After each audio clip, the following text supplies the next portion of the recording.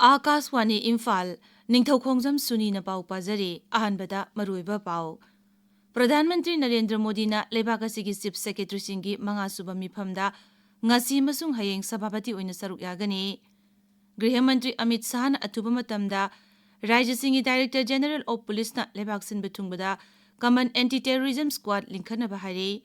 Rashtrapati Draupadi Murmu numit marini gi khongsata ngasi Goa Karnataka amasung Jharkhand chatkani amasung Pradhan Mantri Narendra Modi gi pukningi wa Man Ki Baat gi chamukun mapan suba episode hayeng ayuk pung 13 da Akaswani gi thongda sandokani.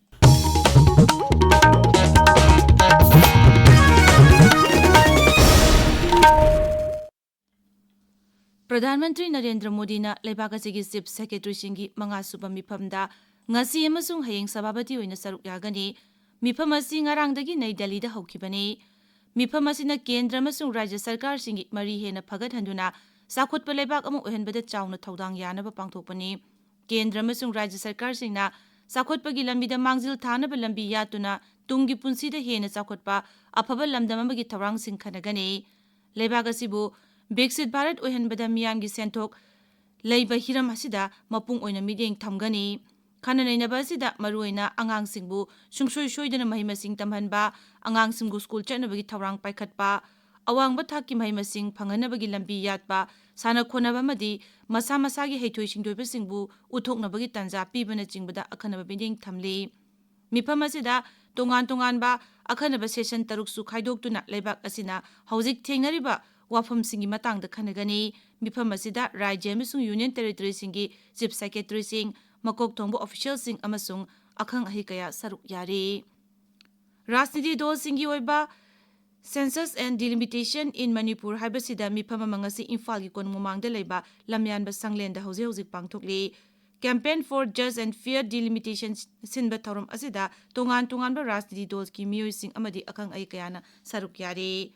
National Highway 38 Imphal Jiribam lambida ngasi ayuk malpuba gari sing Imphal gi damak jiri thadokre. Aikhogi Akaswani paungmi ngatem Bishwaji na hai ngasi thokiba malpuba gari sing adugi manungda LPG 15, petrol 38, diesel 12, bilatimati 15 nongmada sangdaba yadra polam sing puba gari kaya su yauri. Ngasi punna mal gari marputra taret jiridagi Imphal tamna thokre. Indian Meteorological Department Imphal Center na hairi lagliba nimit kharani asida rajya sigi tongan ba jila karada mayai oiraptagina ka hena lechil kungna thabagi awaba mayok naraba yai. Imphal East, Imphal West, Senapati, Ukhrul, Bisnupur, Thoubal, Kakching, Churachandpur amasung Ferjol jilada hairiba phibam asi mayok naraba yai. Amaromda awang nongpugi tongan rajya sing Assam amasung Sikkim dasu lagliba nimit humni marini asida ka hena lechil thabagi awaba mayok naraba yai. IMD na hai Uttar Pradesh lagliba nimit marini phauba asida ka hena lechil thagani haina red alert lauthokre phibam asimak Haryana, Bihar, Chandigarh, Himachal Pradesh, Delhi amasung Punjab dasu mayoknagani. Griha Mantri Amit Shah na athuba matamda Rajya singi Director General of Police na lebak sinba tungbada Common Anti-Terrorism Squad ATS linkhatna bahari magna hai Common ATS structure asina lebak sinba tungbada terrorism thengnabada hena kudong chahalagani. Masina terrorism thengnabada thengkhang kudingda lebak sinba tungbada amata oina chap manba mawongda thengnaba ngamhalagani. Anti-Terrorism Conference mifam hokdokpugi thoramda mantri na hai. NIA na Common ATS semganaba thawrang sing paikhatle. NIA na sinduna Nai Delhi da pangthokiba mifam asida Sri Shah na hai lebak sinba thungbada chap manaba matamga chunaba mechanism sing sizinaduna terrorism bu maru phangna muthanaba honasi. Tharmadu NIA gi personal mapanda sewa padak amasung virta padak mana pitun ikai khumnabu utki mana asi makoina counter terrorism thengnabada paikhatkiba singthaninga oba thabak singidamak pibani. Tabidiba pawasi Akaswani Imphal dagini. Rashtrapati Draupadi Murmu numit marini gi khongsata ngasi Goa Karnataka amasung Jharkhand chatkani. Rashtrapati na ngasi numidang wairam Goa da thungani. Srimati Murmu na hayeng Karnataka ki Karwar Hithangpam da submarine tongduna samudra koigani. Thasigi 18 da Jharkhand gi Jamshedpur da pangthokpa OI Chiki lipi gi sahi chama subagi thauramda saruk yagani. OI Chiki lipi gi mayek asi English 1915 da Raghunath Murmu na Santali lon gi semgibani.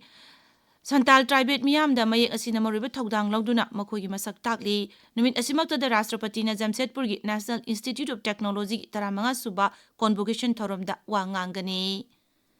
Pradhan Mantri Narendra Modi ki pungningi wa Man ki Baat ki 128 suba episode hayeng nomaijing numit ki ayupung 13 da Akashwani ki thongda sandokani. Thoromasi AIR News, DD News, PMO amasung Information and Broadcasting Mantraloy ki YouTube channel singdasu live streaming tawgani. Thoromasi LRS Churachandpur dasu sandokani. Masigi Manipuri wahantok Pradhan Mantri na wangang bahek loibaga Akashwani Imphal na sandokani. Masi hayeng numidang pung Nipal dasu amukhana sandokani. Dialect lon singdana hangsit sandokani. Electronic amasung Information Technology Mantri Ashwini Vaishnaw na hairi electronic polam sing asi mapalamda thadokpagi Bharat asi malemgi oina ahum suba thakta leire. Masi hanadi tare subada leirambani. Social media da thagatpa warolamada mantri na hai malemgi oina Bharat asi mobile phone sabada anishuba mafamda leire. Mang na hai Bharat ki electronic ki polam sing puthokpada mangjil tharakliba asi Pradhan Mantri Narendra Modi ki mideng makhadani masina leibak asibu hena chakhotpa lamdam ma ohenbada achawba thogdang laure. West Bengal da Special Intensive Revision SIR gi hearing phase ngasidagi haure. Rajya asigi tongan mafam lising ahum chani kuntra mari da hearing center hangdoktuna SIR gi tabak paikhali. Ahanba tangka ki oina voter lakh kuntra nithoi room gi hearing chathari. Indigo flight tatana cancel tauropagi matangda Civil Aviation gi Director General gi Joint Director General Sanjay K. Brahmane na luchingduna semkiba committee na thigatkiba dugi report pisin khare hairi. Committee asi tha asi manga da semduna lebak sin bathungbada ngaihak leitana Indigo flight sing asi cancel tauropagi matangda thijinkibani. Committee asi ne Indigo gi manpower planning gi mata ngaihak leitana roster system da hongdongjing tawkiba masung makoi gi airline asi gi flight pairam da sem sabagi thabak thorom singi matang da thijinki. Bharat na hairi Bangladesh da missing yamjadaba miyoi singi mathakta hingsa gi thong chathaba adu lumna lawi. Nai Delhi da Mapal Thoram Mantraloy gi machin chatpa Randir Jaswal na hai Bangladesh ki Maimen Singh Sahar da Hindu naha ama hatkiba adu Bharat na yaningdaba phongdokpa loinana masida chenaba mara laiba miyoi sing phaduna ain gi oiba cherak pinaba taksili. Mang na hai mafam aduda leiba missing yamjadaba miyoi singi mathakta tongan hingsa gi thogdok 2,900 hena thokre. Masigi manungda mi hatpa namduna lam laushinba mi phaduna sel laubuna chingba yauri thogdoksing asi rajniti gi oiba hingsa ni haina tokpa yaroi amasung media singdagi su nathaiduna thamba yaroi. Uttar Pradesh ki hanagi MLA Kuldeep Singh Sengar Unnao rape case ki maralga mari leinana punchi chupa jail da leinaba CBI na pikiba raibu Delhi High Court na kaktuna bail ki pikibagi mayokta Central Bureau of Investigation CBI na Supreme Court ta special leave petition thangat khare. Sayol asigi mamangda High Court na raya dubu kakladuna miyoi asibu punchi chupa phadok taba adu kaktuna bail pikibani. Aroibada maroiba pau amuk. Pradhan Mantri Narendra Modi na leibak asigi Chief Secretary singi manga suba mifam ngasi amasung hayeng sababati oina saruk yagani. Gृह Mantri Amit Shah na atuba matamda Rajya singi Director General of Police na leibak sinba thungbada Common Anti-Terrorism Squad lingkhatnaba hairi. Rashtrapati Draupadi Murmu numit marini ki khongchata ngasi Goa, Karnataka amasung Jharkhand da chatkani. Amasung Pradhan Mantri Narendra Modi gi pungningi wa Man ki Baat ki 128 suba episode hayeng pung 13 da Akashwani gi thongda sandokani. Pau loijare.